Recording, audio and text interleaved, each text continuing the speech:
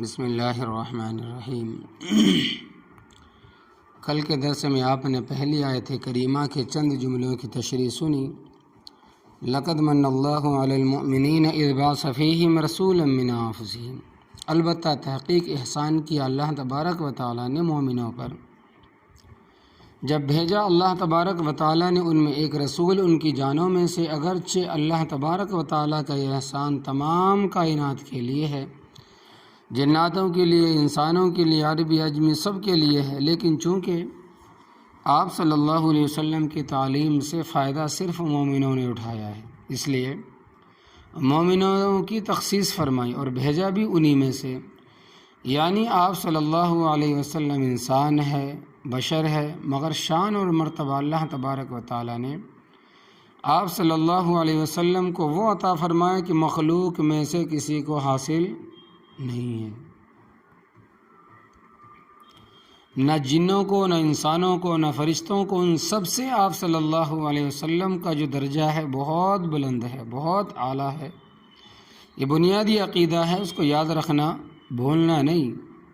اور کام آپ صلی اللہ علیہ وسلم کے چار تھے۔ پہلا کام یتلو علیہم آیاتہ، کہ وہ ان کو اللہ تبارک و تعالیٰ کا قرآن پڑھ کر سناتے ہیں۔ سننے والے چونکہ عربی تھے اس لیے اکثر آیتوں کا مطلب خود بخود سمجھ جاتے تھے۔ دوسرا کام ویزکیہم، اور ان کو پاک کرتے ہیں، اور یہ بات کل کے درس میں بیان ہو چکی ہے۔ حقیقتاً تزکیہ اللہ تبارک و تعالیٰ کا کام ہے، آپ صلی اللہ علیہ وسلم تو صرف سبب ہیں کہ آپ صلی اللہ علیہ وسلم کی تعلیم کی برکت سے اور اخلاق حسنہ کی برکت سے لوگوں کے دلوں کی صفائی ہوتی ہے۔ تیسرا کام وَيُعَلِّمُهُمُ الْكِتَابَ، اور اللہ تبارک و تعالیٰ کا نبی صلی اللہ علیہ وسلم تعلیم دیتا ہے ان کو کتاب کی۔ اللہ تبارک و تعالیٰ کی کتاب کی تعلیم بہت بلند مقام۔ ابن ماجہ کی حدیث میں کئی دفعہ بیان کر چکا ہوں کہ ایک آدمی 100 نفل پڑھتا ہے، اور 100 نفل پڑھنے پر خاصا وقت لگتا ہے، اور ایک آدمی قرآن شریف کی ایک آیت پڑھتا ہے، یعنی کہ سیکھتا ہے، تو ایک آیت پڑھنے کا ثواب 100 نفل پڑھنے سے زیادہ ہے۔ اور دوسری حدیث میں ہے کہ ایک آدمی 1000 نفل پڑھتا ہے، اور اگر رات لمبی ہو 1000 نفل اکٹھے پڑھ سکے گا۔ اور ایک آدمی قرآن کریم کی ایک آیت ترجمے کے ساتھ سیکھتا ہے تو اس کا ثواب 1000 نفل والے سے زیادہ ہے۔ تو قرآن پاک کی تعلیم، اس کو سمجھنا، سمجھانا بہت بڑی عبادت ہے۔ آپ صلی اللہ علیہ وسلم کا چوتھا کام والحکمت، اور سنت کی تعلیم دیتے ہیں۔ حکمت سے مراد سنت اور حدیث اکثر محدثین کرام رحمۃ اللہ علیہم اجمعین، محدث کرام رحمۃ اللہ علیہ فرماتے ہیں کہ سنت اور حدیث کا ایک ہی معنی ہے، اور بعض حضرات نے سنت اور حدیث میں فرق کیا ہے۔ وہ فرماتے ہیں کہ جو بات آپ صلی اللہ علیہ وسلم نے زبان سے فرمائی ہے وہ حدیث ہے، اور جو کام آپ صلی اللہ علیہ وسلم نے عملی طور پر کیا ہے وہ سنت ہے۔ لیکن 90% محدثین کرام رحمۃ اللہ علیہ فرماتے ہیں کہ سنت اور حدیث کا ایک ہی معنی ہے۔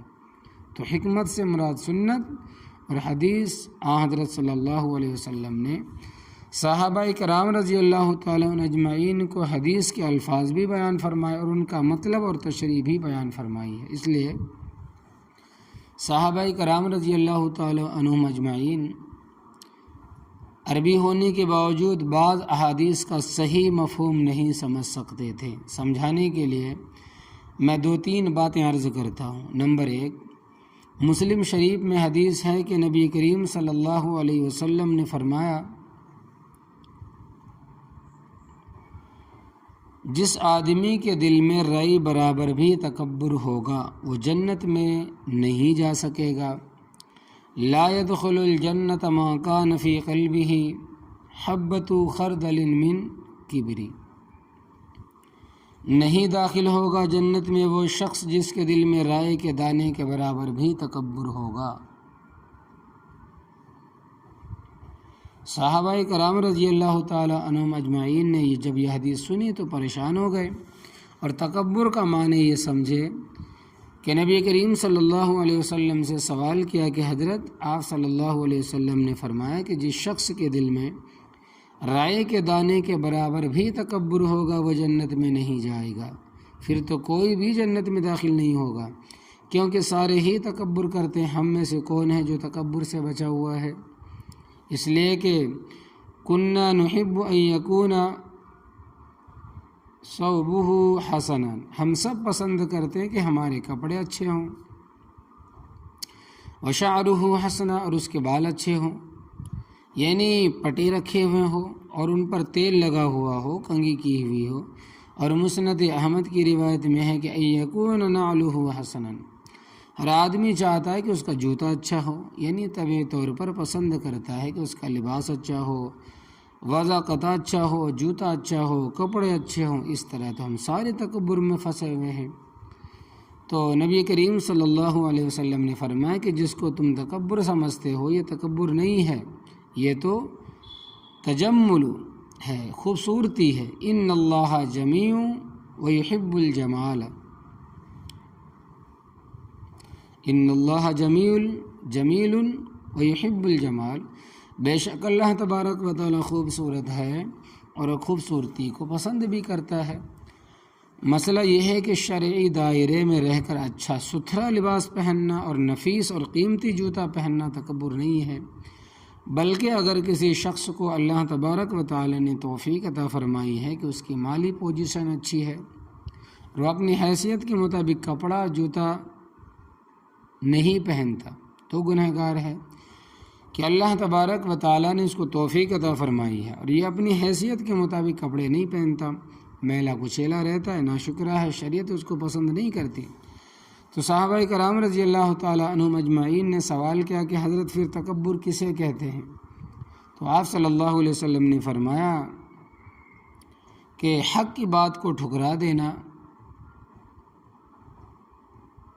بطر الحق کی وغمت الناس، حق کی بات کو ٹھکرانا اور لوگوں کو حقیر سمجھنا تکبر۔ مثلاً جھوٹی قوم کا اور مثلاً چھوٹی قوم کا کوئی غریب آدمی بڑے کو کوئی بات کہے اور بڑا آدمی وڈیرا، جس کو ہم چودھری کہہ لیں، کہ چودھری کہے کہ کمی ہو کر مجھے بات سمجھاتا ہے، چھوٹا ہو کر غریب ہو کر مجھے بات سمجھاتا ہے، یا پھر بیٹا باپ کو کوئی بات کہے اور وہ کہے کہ بیٹا ہو کر مجھے سمجھاتا ہے، یا پھر شاگرد استاد کو کوئی کہے اور استاد کہے کہ شاگرد ہو کر مجھے سمجھاتا ہے، یہ تکبر ہے۔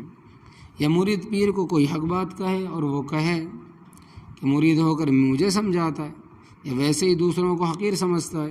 بھائی تجھے کیا معلوم کہ اس کا قد چھوٹا ہے، اللہ تبارک و تعالیٰ کے یہاں اس کا درجہ بڑا ہو، اور تیرا قد بڑا ہے اور اللہ تبارک و تعالیٰ کے یہاں تیرا درجہ چھوٹا ہو۔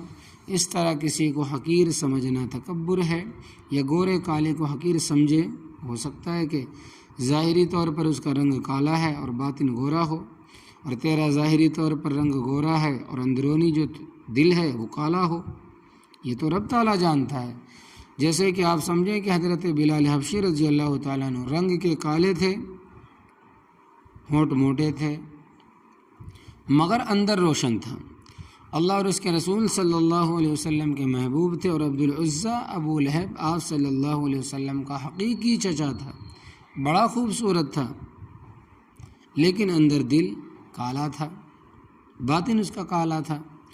دوزخ کا ایندھن بنا تو جو تکبر کرے گا جنت میں داخل نہیں ہو سکے گا، لیکن اس میں بھی تفصیل ہے۔ اگر وہ تکبر کو حلال سمجھ کر کرتا ہے تو کفر ہے، تکبر کو وہ حلال سمجھ کر کرتا ہے تو کفر ہے، لہٰذا کبھی جنت میں داخل نہیں ہو سکے گا۔ اور اگر تکبر کو حرام سمجھتا ہے مگر کرتا ہے تو گنہگار رہے گا۔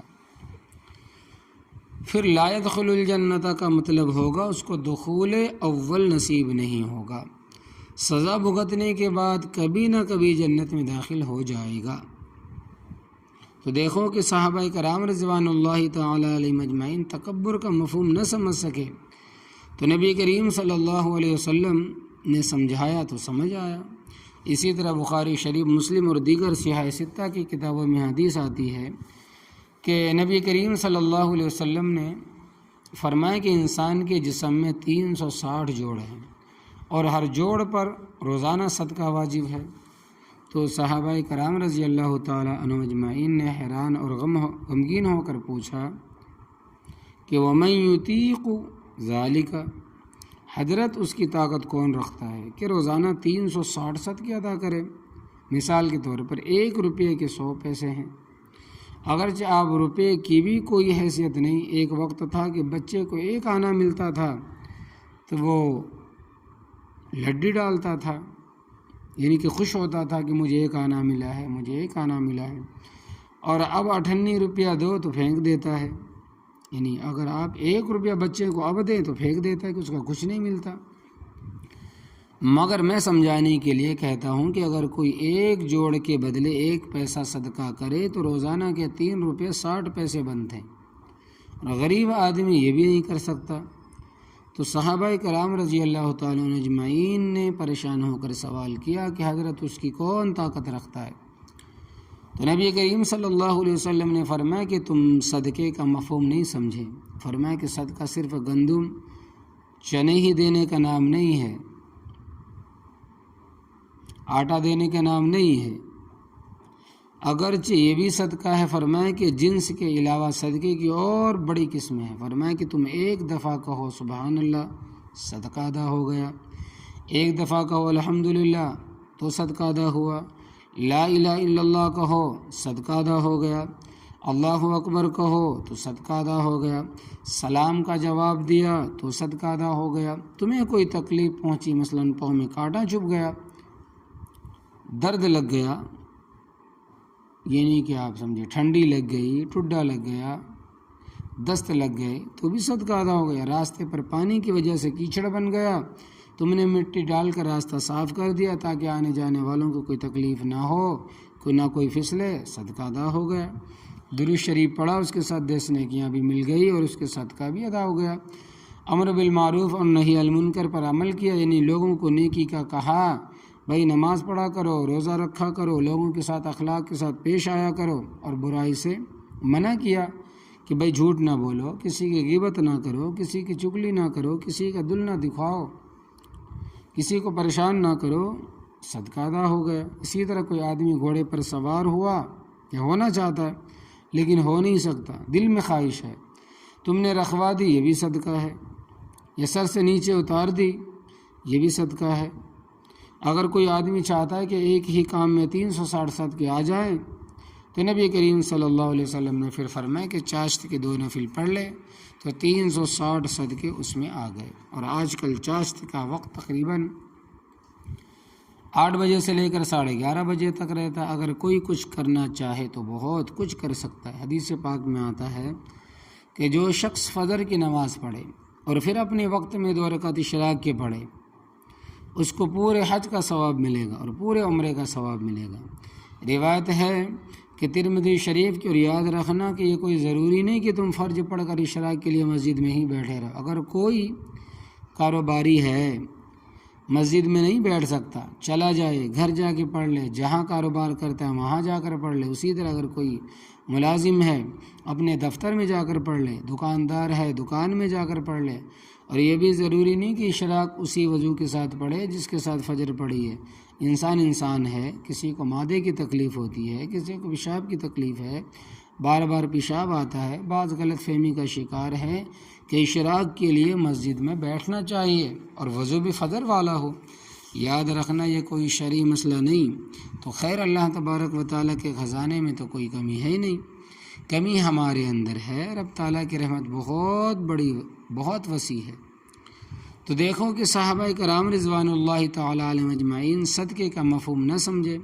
نبی کریم صلی اللہ علیہ وسلم نے سمجھایا کہ صدقہ صرف جنس کا نام نہیں، صدقے اور بھی بڑے طریقے ہیں، صدقے کے اور بھی بہت بڑے طریقے۔ تو آپ نے کتاب کی بھی تعلیم دی، سنت کی بھی تعلیم، وہی قانون، اور بے شک وہ تھے من قبل، آپ صلی اللہ علیہ وسلم کی آنے سے پہلے، لفی ضلال مبین، البتہ کھلی گمراہی میں، جگہ جگہ بت رکھے ہوئے تھے، حتیٰ کہ بیت اللہ میں 360 بت رکھے ہوئے تھے۔ پوری قوم شرک کی لعنت میں گرفتار تھی، سوائے اکے دکے کے۔ اور اخلاقیات کی بھی یہی پوزیشن تھی جو آج کل ہے، قتل، اغوا، لوٹ کھسوٹ، چھیٹم چھاٹی، بدکاری، بدماشی، جھوٹ، فریب، دھوکہ، وعدہ خلافی آج کل کی طرح تھی۔ ہم نے امن کا زمانہ دیکھا ہے۔ حقیقت پوچھو تو لوگ یہ کہنے پر مجبور ہے کہ ان کی حکومت سے انگریز کی حکومت اچھی تھی، کہ کم از کم جان تو محفوظ تھی۔ آج کل تو کسی کی جان بھی محفوظ نہیں۔ آج یہ لٹیرے ساری دولت کھا گئے اور عوام رو رہے ہیں۔ اگلے آیات کا تعلق بھی غزوہ احد کے ساتھ ہے۔ تو اس جنگ میں مسلمانوں کی کوتاہی کی وجہ سے کافی نقصان اٹھانا پڑا۔ فتح شکست میں تبدیل ہو گئی، 70 مسلمان شہید ہوئے اور بہت سے زخمی ہوئے۔ خود نبی کریم صلی اللہ علیہ وسلم کے جسم اقدس پر چوٹیں آئیں تو اللہ تبارک و تعالیٰ نے مسلمانوں کو تسلی دی، فرمایا کہ اولما اصابتکم مصیبہ، کیا جس وقت پہنچی تمہیں مصیبت احد کے میدان میں کہ 70 آدمی تمہارے شہید ہوئے اور باقی زخمی ہوئے، قد اصبتم مثلھا، تم پہنچا چکے تھے اس جیسی 2 مصیبتیں۔ بدر میں ان کے 70 آدمی مارے اور 70 گرفتار کیے، اور اب احد میں تمہیں پہنچی ہے۔ تو قلتم انا ھذا، تم کہاں، یہ کہاں سے آئی ہے؟ تم نے کہا یہ کہاں سے آئی ہے؟ قل، آپ صلی اللہ علیہ وسلم کہہ دیجئے کہ ہوا من عند انفسکم، وہ تمہارے نفسوں کی طرف سے آئی ہے، جس کی تفصیل پہلے گزر چکی ہے۔ نبی کریم صلی اللہ علیہ وسلم نے 50 آدمیوں کو حضرت عبداللہ ابن زبیر کی عمارت میں ایک اہم مورچے جبل رما پر بٹھایا، فرمایا کہ ہمیں فتح ہو یا شکست، تم نے اس مورچے کو نہیں چھوڑنا۔ مگر ان سے غلطی ہو گئی کہ مورچہ چھوڑ دیا، تو اللہ تبارک و تعالیٰ کے پیغمبر کی نافرمانی ہوئی، اس کے نتیجے میں یہ تکلیف آئی۔ ان اللہ علی کل شیء قدیر، بے شک اللہ تبارک و تعالیٰ ہر چیز پر قادر ہے۔ وما اصابکم، اور وہ چیز جو تمہیں پہنچی، یوم التقى الجمعان، جس دن آمنے سامنے آئے 2 جماعتیں، کہ فتح شکست میں تبدیل ہو گئی اور مال غنیمت بھی تمہارے ہاتھ سے نکل گیا۔ فبإذن اللہ، پس اللہ تبارک و تعالیٰ کے حکم سے، ولیعلم المؤمنین، اور تاکہ ظاہر کر دے اللہ تبارک و تعالیٰ مومنوں کو۔ کیا؟ ولیعلم الذین، کہ تاکہ ظاہر کر دے ان لوگوں کو، نافقوا، جو منافق ہے ایمان والوں سے، کیونکہ سختی نہ آئے تو جھوٹے سچے خلط ملت رہتے، مخلص غیر مخلص کا پتہ نہیں چلتا، اور سختی کے موقع پر معلوم ہو جاتا ہے کہ مخلص لوگ نکھر کر سامنے آ جاتے ہیں۔ وقیل لہم تعالوا قاتلوا، اور کہا گیا ان کو آؤ لڑو، فی سبیل اللہ، اللہ تبارک و تعالیٰ کے راستے میں، اور اگر لڑنا نہیں چاہتے، او ادفعوا، یا دفاع کرو، حملہ ہو چکا ہے، جانے تو بچانا اپنی۔ قالوا، کہنے لگے، لو نعلم قتالا، اگر ہم جانتے لڑائی، یعنی ہم یہ سمجھیں کہ یہ لڑائی ہے، اتبعناکم، البتہ ہم ضرور تمہاری پیروی کرتے، تمہارا ساتھ دیتے۔ یہ کوئی لڑائی تھوڑی ہے، یہ تو سیدھا موت کے منہ میں جانا ہے۔ یہ تھوڑے سے آدمی بھلا ساری دنیا کا مقابلہ کر سکتے ہیں۔ ہم للکفر یومئذ اقرب، وہ کفر کی طرف اس دن زیادہ قریب تھے، منہم للایمان، بنسبت ایمان کے، یعنی زبان سے ایمان کا دعویٰ کرتے تھے لیکن دل کافروں کے ساتھ، اور بات تو دل کی ہوتی ہے، زبان کا کیا ہے؟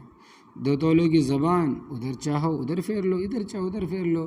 یقولون بافواہہم ما لیس فی قلوبہم، کہتے ہیں اپنے منہوں سے وہ چیز جو ان کے دلوں میں نہیں۔